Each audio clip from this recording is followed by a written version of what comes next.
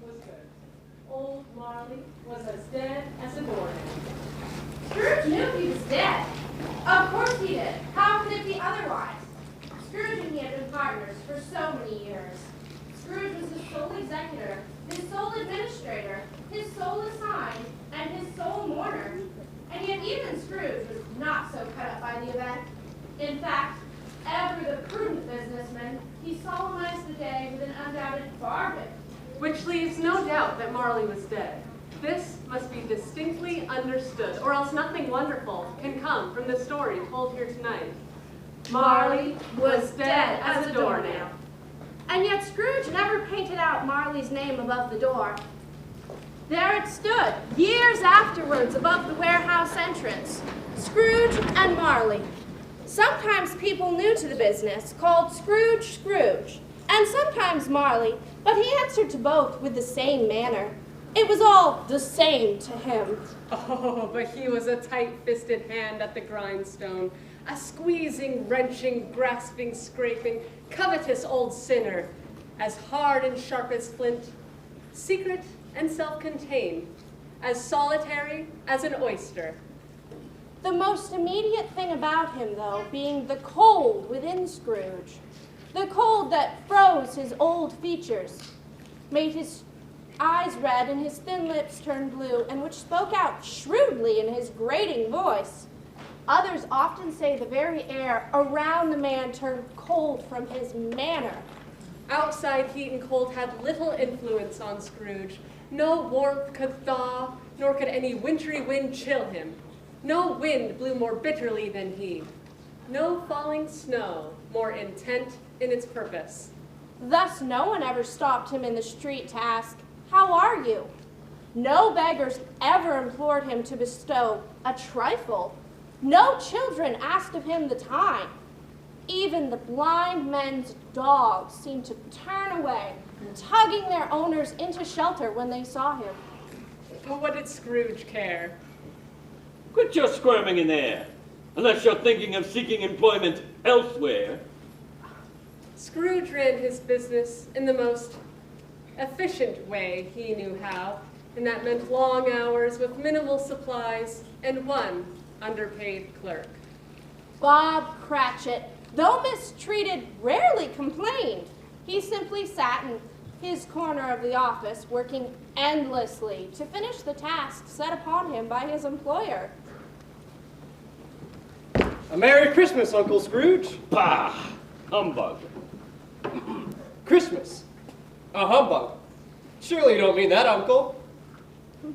I do. Merry Christmas. What right do you have to be merry, nephew? You're poor enough. What right have you to be dismal? You're rich enough. Bah! Humbug. Come now, Uncle, don't be cross. What else can I be when I live in a world of fools as this? Merry Christmas. Humbug!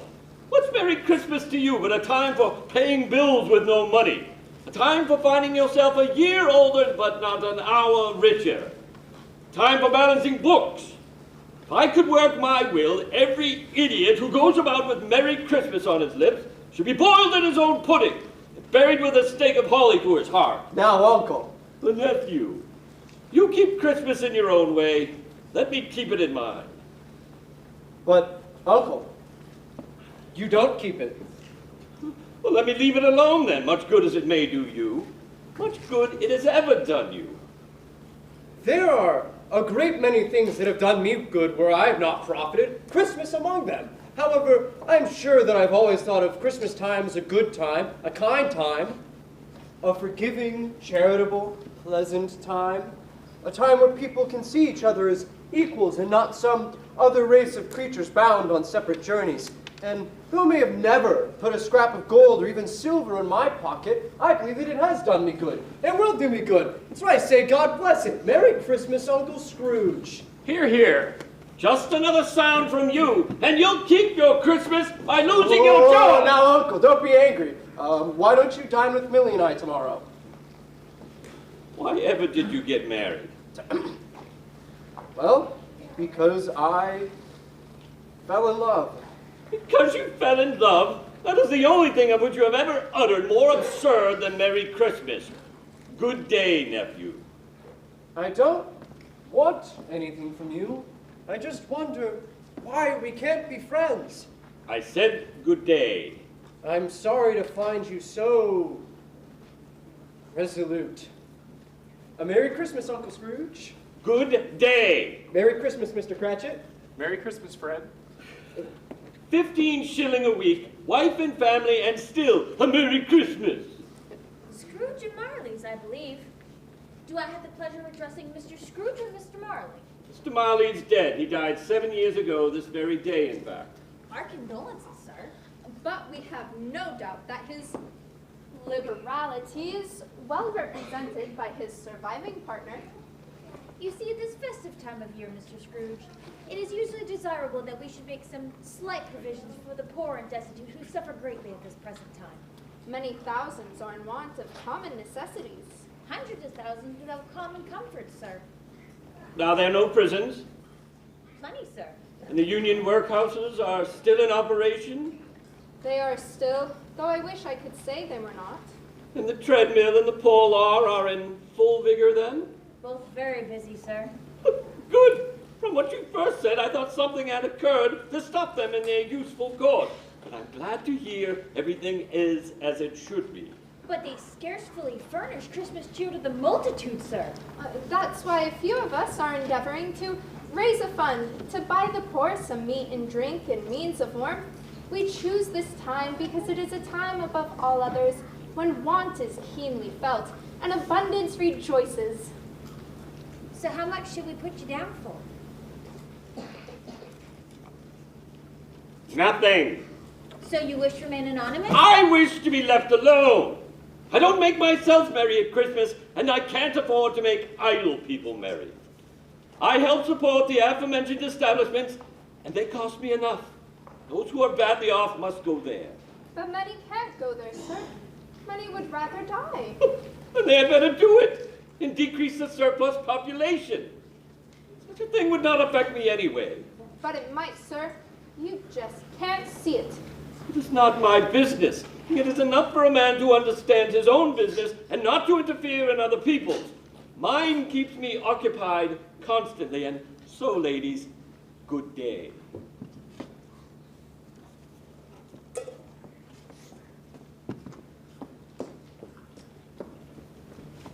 We wish you a Merry Christmas. We wish you a Merry Christmas. We wish you a Merry Christmas.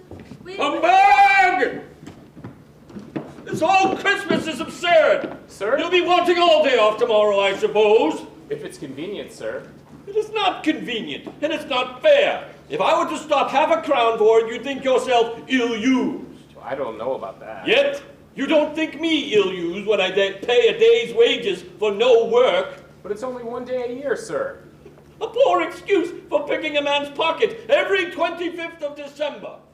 But I suppose you must have the whole day, but be here all the earlier the next morning. Yes, Mr. Scrooge?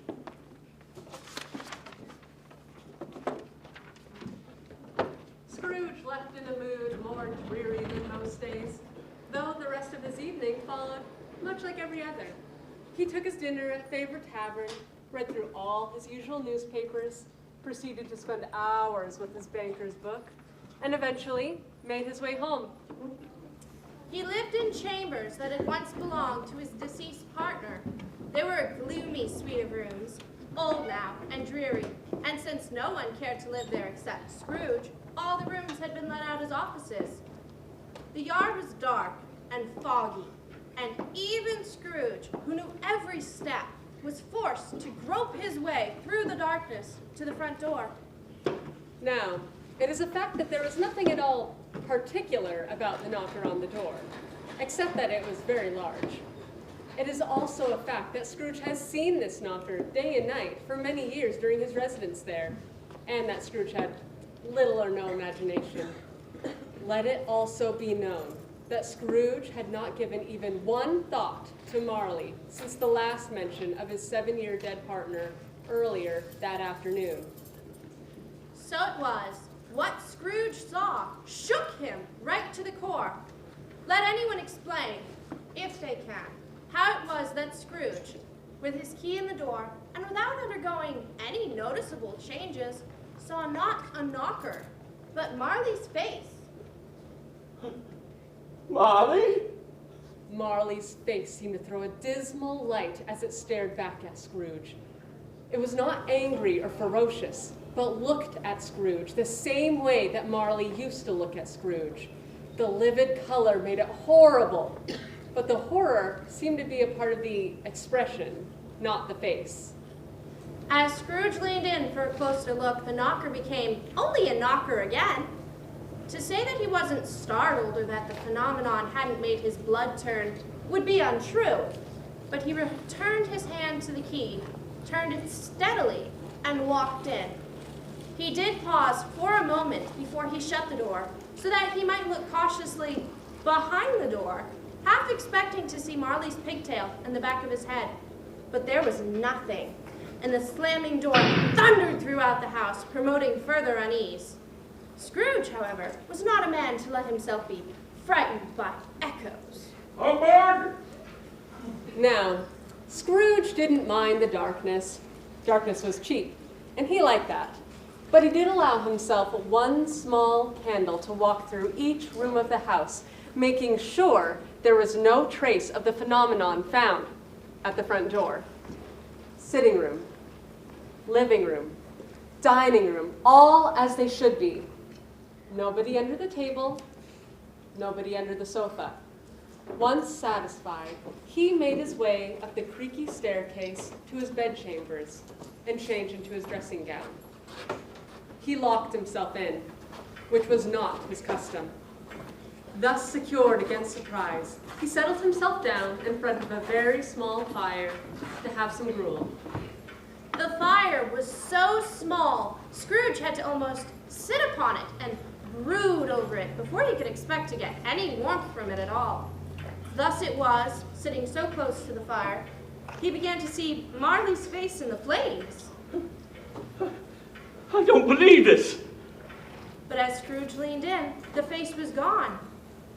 He had just a moment to think when his eyes fell upon a disused bell that hung in the room, that had been used to communicate with the chamber high above for some purpose long forgotten. It was with great astonishment and strange, inexplicable dread that as Scrooge watched, he saw the bell begin to swing. It swung very softly at first, so softly that it barely made a sound. But as the bell gained momentum, it rang out, and was soon joined in its loud merriment by what sounded like every other bell in the house.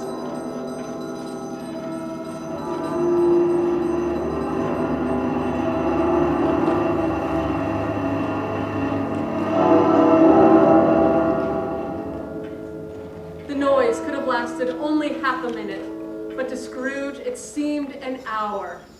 The bells ceased as they had begun, and were succeeded by a loud clanking noise, deep down below as if someone were dragging a heavy chain over the casks in the cellar. Scrooge had hardly a moment to think when the cellar door was thrown open, and the horrible sound of the chains was released over the whole household. It seemed to be moving closer, through the lower rooms to the bottom of the stairs, clanking heavily against each step. It made its way closer and closer to Scrooge, straight towards the bedroom door.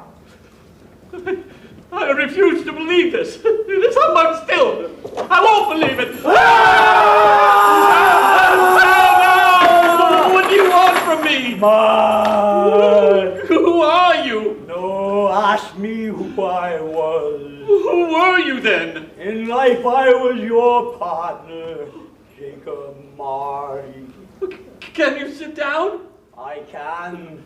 Do it then.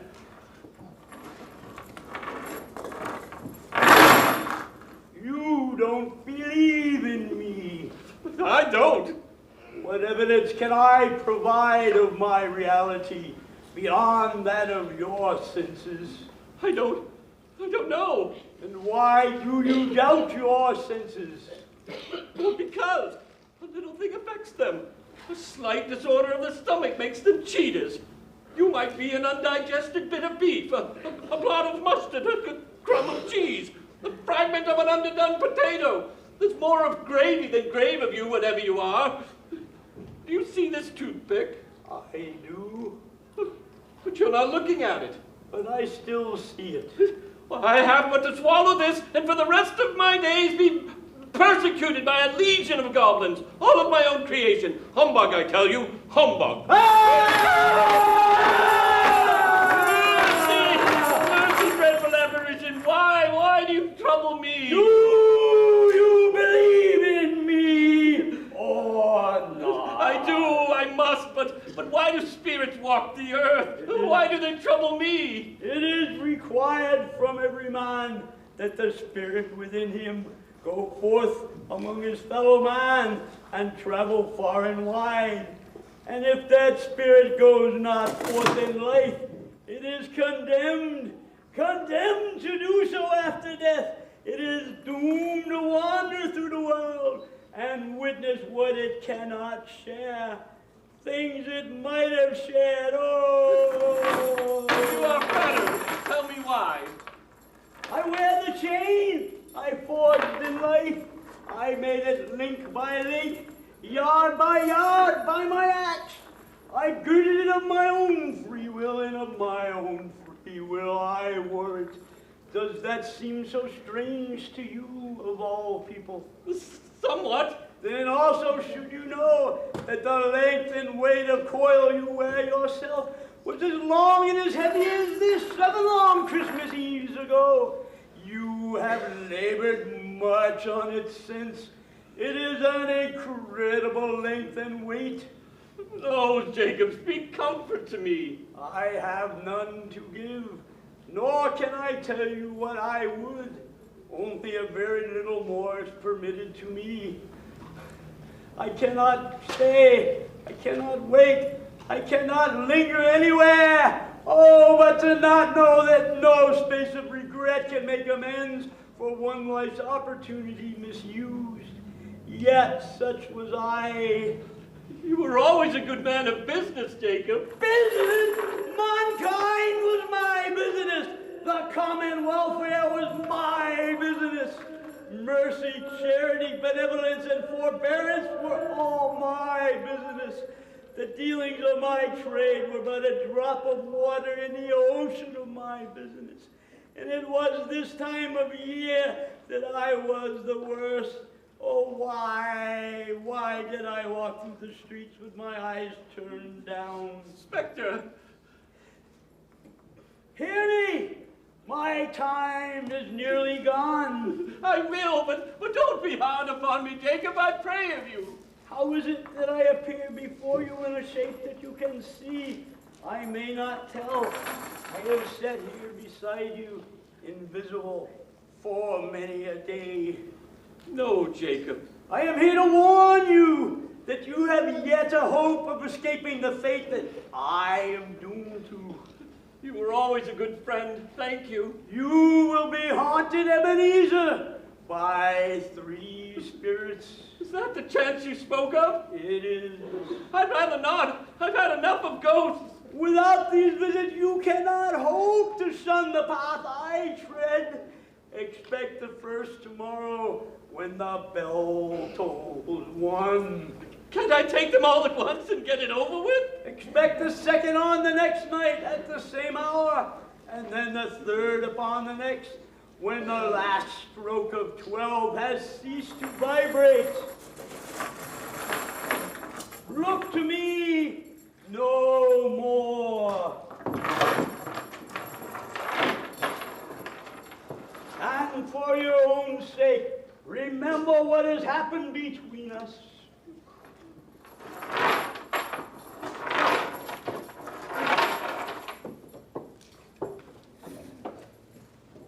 The air was seemingly filled with the incoherent sounds of lamentation and regret.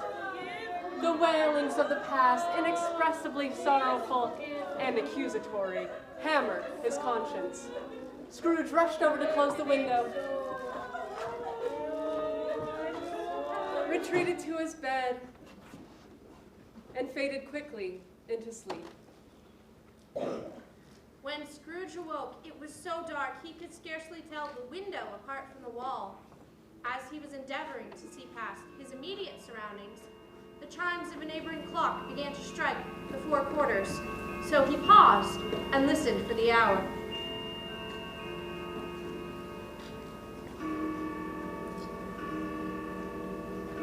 But to his great astonishment, the heavy bell went on from 6 to 7, and from 7 to 8, and regularly up to 12. 12? It was past 2 when I fell asleep. It is impossible that I could have slept through a whole day and far into another night. But this cannot be 12 noon, unless something has happened to the sun. The idea was an alarming one, so Scrooge scrambled from his bed and hurriedly wiped the frost off the window with his dressing gown sleeve. But all he could make out was that it was foggy and cold outside, and that there was no noise of running people, as you would expect if the sun had failed to rise. Scrooge returned to his bed, and after thinking the problem through several times, he found he could make nothing of it. The more he thought, the more perplexed he became, and the more he endeavored not to think, the more he thought. Marley's ghost bothered him exceedingly. Every time he resolved within himself that it was all a dream, his mind flew back again, like a spring release to its position, and presented the same problem to be worked through all over again. Was it a dream or not? Scrooge lay in this state for quite some time, and after the chimes had gone 3 quarters more, he remembered the ghost had warned of a visitation when the bell tolled 1. He resolved to stay awake until the hour had passed, and considering how he could no more go to sleep than go to heaven, this was perhaps the best solution in his power. The quarter was so long that more than once Scrooge was convinced that he must have dozed off unconsciously and missed the clock. But no, for at length it broke the silence and chimed the hour. 1/4 past? 1/2 past? 1/4 and the hour. And no spirit hears and taunts me. Are you the spirit whose arrival was foretold to me? I am. Who and what are you then? I am the ghost of Christmas past. Long past? No, your past. Spirit, please, dim your light. What? Would you so soon put out the light that I give? Beg pardon, Spirit. I have no intention to offend, but Spirit, what business has brought you here? Your welfare. A night of unbroken rest would be more conducive to my welfare. Your redemption, then. Come, take heed. But Spirit, the night is cold and I am mortal. I will fall. Calm. Bear but a touch of my hand. Here, and you shall be upheld in more than this. As the words were spoken, the two passed through the window. The city entirely vanished. The darkness and mist vanished with it, for it was a clear, cold winter day. The two found themselves standing upon an old country road with snow upon the ground. The spirit's touch, though light and quick, heightened Scrooge's sense of feeling. He was conscious of 1,000 odors in the air, each connected to 1,000 thoughts, hopes, and joys, all long forgotten. Good heavens, I was bred in this place. I was a boy here. Your lip is trembling. You remember the way? Remember it? I could walk it blindfolded. Strange to have forgotten it for so many years. Come, let us go on. Scrooge recognized every gate, post, and tree until a small town appeared in the distance with its bridge and its winding river. Before Scrooge knew it, the path was filled with young boys running to and fro on missions known only to themselves. Why, it's Jack and Jacob and that one there's Charles. Hello, Charlie. These are but shadows of things that have been. They have no consciousness of us. Oh, they're all leaving for Christmas break. But the school is not quite deserted. A solitary child, neglected by his friends, is left there still. As he always was. As Scrooge remembered spending his Christmases alone as a child, the very place they were standing changed to become the schoolroom where Scrooge learned his lessons. The room was at the back of the house, therefore left bare and cold. It was long and melancholy, made even barer still by the lines of plain benches and desks. Ah, look, it's Ali Baba. Yes, I know. This Christmas time, yonder solitary child was left here all alone with only books for company. Poor boy. And Valentine, and his wild brother Orson, and what's his name, who was turned upside down by the genie. I was glad of it. What right did he have to be married to the princess? And the parrot, green body, yellow tail, with a thing like a lettuce growing out of the top of its head. Poor Robinson Crusoe, the parrot said when Crusoe came home after sailing around the island. Poor Robinson Crusoe. The man thought he was dreaming, but he wasn't. It was the parrot, you know. Oh, poor boy. I wish, but it's too late now. What is the matter? Oh, nothing. There was a boy at my door singing a Christmas carol yesterday. Should like to have given him something, that's all. Come, let us see another Christmas. As the words were spoken, the room began to change, although not entirely. It became darker and more dirty. The windows cracked, and fragments of plaster fell from the ceiling, and only the naked lads were shown instead. Scrooge didn't know how this was accomplished, only that it was truthful in its change, and still was Scrooge's younger self. Oh, Spirit, I remember this Christmas time. Oh, brother, I've come to bring you home. Dear brother, come to bring you home, home, home. Home, Van. Yes, home for good and all. Home forever and ever. Father is so much kinder than he used to be. That home's like heaven. One dear night, when I was going to bed, that I was not afraid to ask him once more if he may come home. And he said yes. Yes, you should. And he sent me in a coach to fetch you. And you're to be a man. And you're to never to come back here. But first, we're to be together all the Christmas long, in the merriest time in the world. You are quite the little woman, Fan. Bring down Master Scrooge's box. There.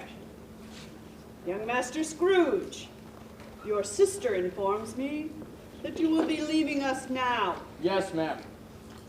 And do you feel that you are prepared for such a decision? I suppose so, ma'am.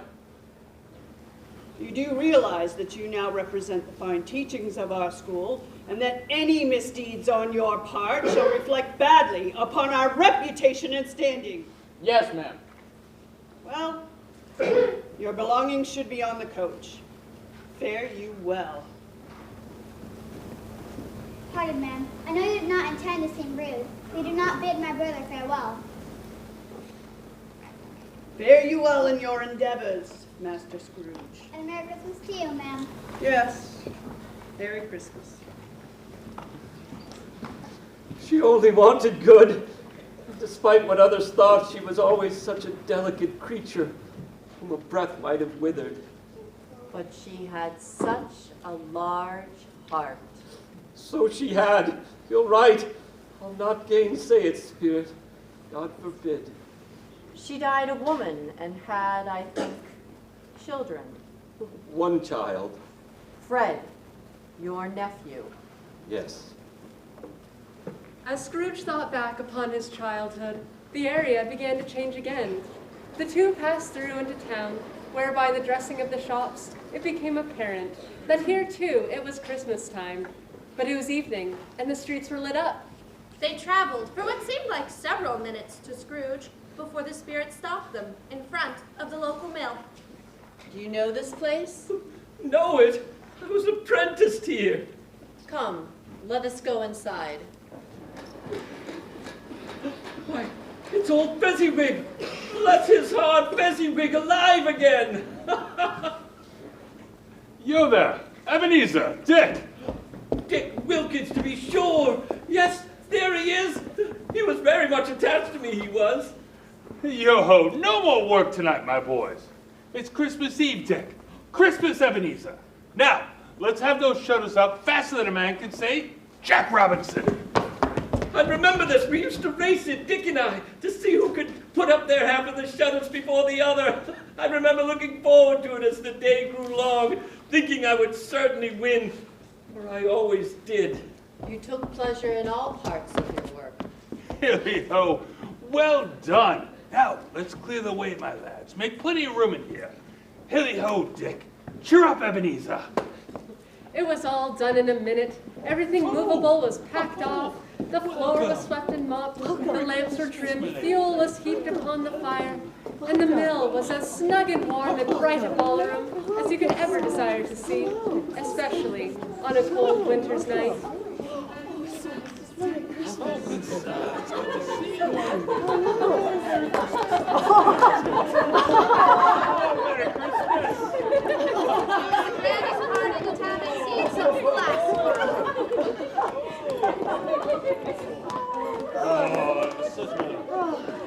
Merry Christmas. Of course.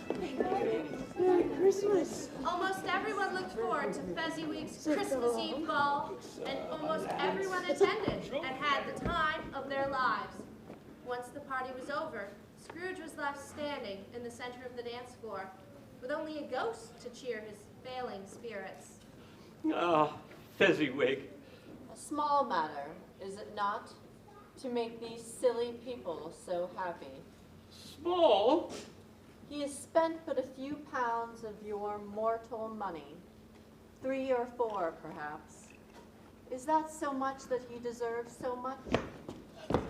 Some party, eh, Ebenezer? Did you expect otherwise? Well, no. I was just commenting is all.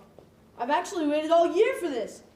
I'm sad it's over so soon. I've waited longer.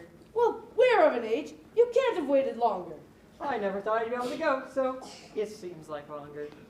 Old Fezziwig lets everyone into his parties. Poor, rich, healthy, sick, young, and old. It's not that, it's just, well, I don't know. Well, you just survived your first Fezziwig ball. I did, didn't I? And I think Belle was looking at you rather intently. Be still now, Dick. Me and Belle only spoke for a few minutes, at most. You should have asked her to dance. You and Belle may have only spoke for a few minutes, but she was studying your face and your form for at least an hour straight. You're just being cruel.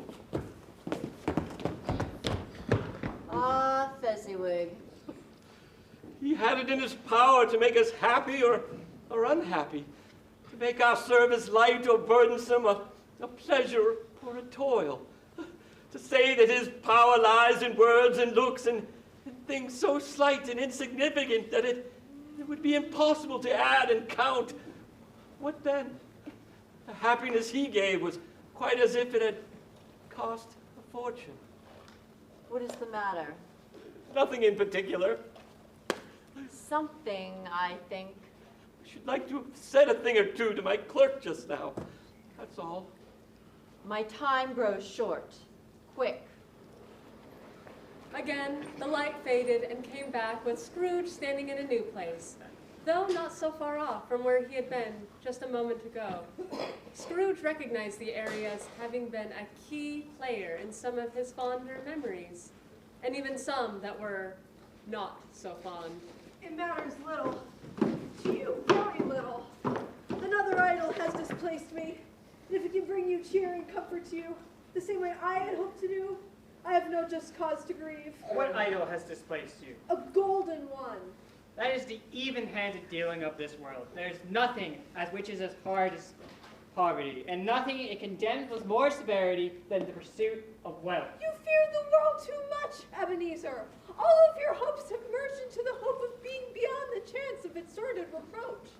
I've seen your nobler aspirations fall off one by one until the master passion, gain, engrosses you. Have I not? So what? Even if I have grown much wiser, I am not changed towards you, am I? Our contract is an old one. It was made when we were both poor and content to be so, until in good season we could improve our worldly fortune by our patient industry. You are changed. When it was made, you were another man. I was a boy. Your own feeling tells you that you are not what you are. I am. That which promised happiness when we were one in heart is fraught with misery now that we are two. How often and how keenly I have thought of this, I will not say. It is enough that I have thought about it. And I can release you now. Have I ever sought release? In words? No, never. In what then? In a changed nature, in an altered spirit, in another atmosphere of life, in everything that ever made my love of any worth or value in your sight. If this had never been between us, tell me now, would you seek me out and try to win me? No. You seem to think not. I would gladly think otherwise if I could. Heaven knows, when even I have learned a truth like this, I know how strong and irresistible it must be. But if you're free today, tomorrow, yesterday, can even I believe that you would choose a dowerless girl? You who, in your very confidence with her, weighs everything by gain?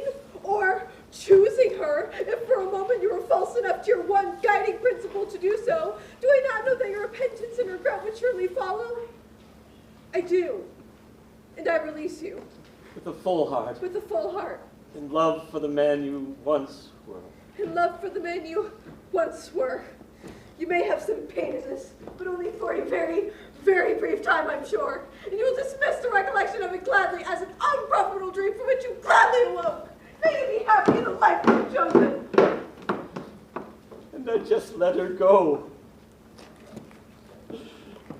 Spirit, show me no more. Conduct me home. Why do you torture me so? Remove me from this place. I told you, these were but shadows of things that have been. They are what they are. Do not blame me. Remove me. I cannot bear it.